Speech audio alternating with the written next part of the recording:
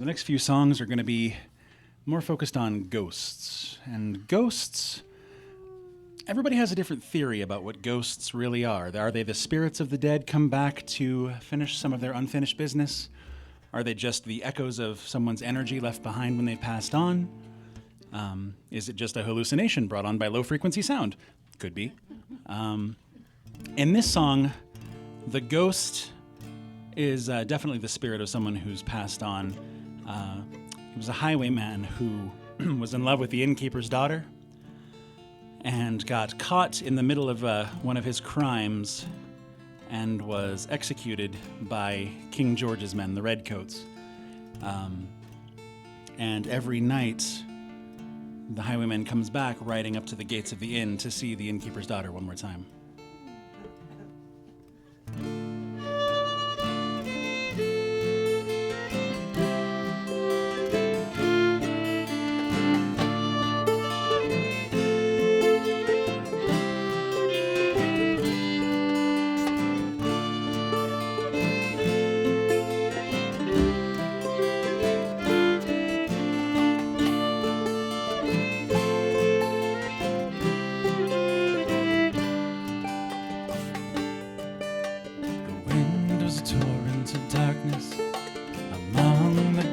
Trees. The moon was a ghostly galleon tossed upon the cloudy seas. The road was a ribbon of moonlight over the purple moor. When the highwayman came riding, riding, riding, the highwayman came riding up to the old inn door. He'd a French cocked hat on his forehead, a bunch of lace at his chin, a coat of clary velvet, and breeches of brown doe skin. They fitted with nary a wrinkle, his boots were up to the thigh, and he rode with a jeweled twinkle, his pistol buds a twinkle, his rapier hilt a twinkle, under the jeweled sky.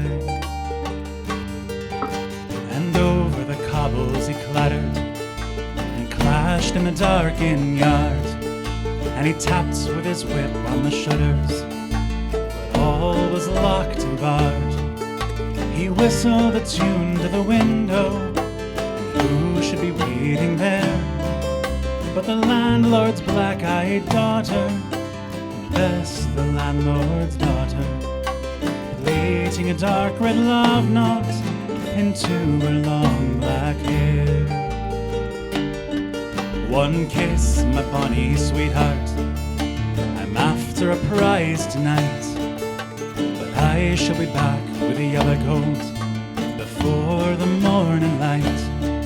Yet if they press me sharply and harry me through the day, then look for me by the moonlight, watch for me by the moonlight. I'll come to thee by the moonlight, though hell should bar the way. He rose upright in the stirrups, he scarce could reach her hand. She loosened her hair in the casement, and his face burned like a brand, as the black cascade of perfume came tumbling o'er his breast, and he kissed its waves in the moonlight, oh sweet waves in the moonlight. Then he tugged at his rein in the moonlight and galloped away to the west.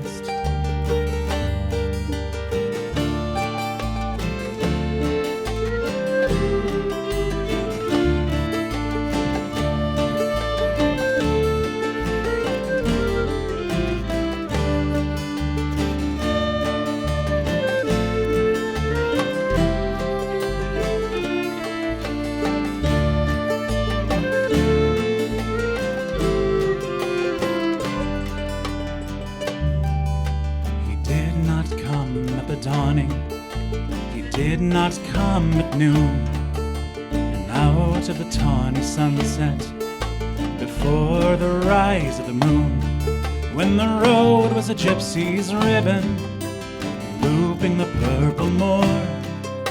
A red-coat troop came marching, marching, marching. King George's men came marching up to that old inn door. They said no words to the landlord, but they drank his ale instead. And they gagged his daughter and bound her to the foot of his narrow bed.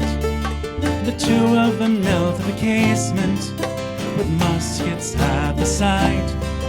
There was death at every window, hell at one dark window, for Bess could see through the casement the road that he would ride.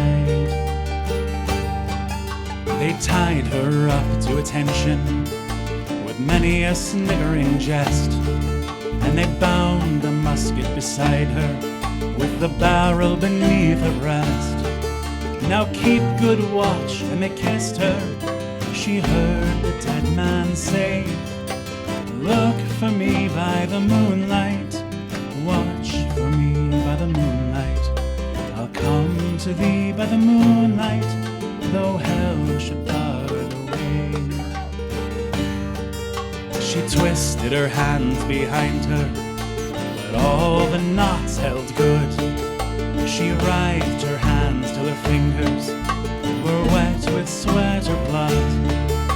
They stretched and strained in the darkness, and the hours crawled by like years, till now on the stroke of midnight, cold on the stroke of midnight, the tip of one finger touched it, the trigger at least was hers. Tut-a-lot, tut-a-lot, had they heard it? The horses' hooves rang clear.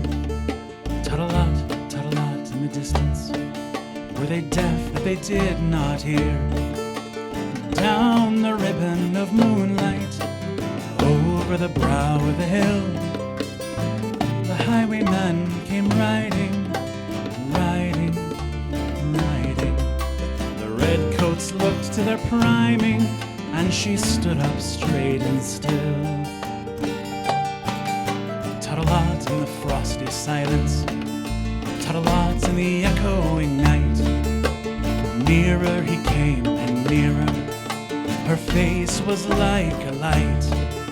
Her eyes grew wide for a moment, she drew one last deep breath. Her finger moved in the moonlight, her musket shattered the moonlight, shattered her breast in the moonlight, and warned him of her death. He turned his spur to the west, she did not know she stood, bowed with her head on the musket, drenched with her own heart's blood. Not till the dawn he heard it, his face grew grey to hear how Bess, the landlord's daughter, the landlord's black-eyed daughter, had watched for her love in the moonlight and died in the darkness there. And back he spurred like a madman, shrieking a curse to the sky, and the white road smoking behind him, with his rapier brandished high. Blood red were the spurs in the golden noon, wine red was his velvet coat, when they shot him down on the highway, down like a dog on the highway. And he lay in his blood on the highway, with a bunch of lace at his throat.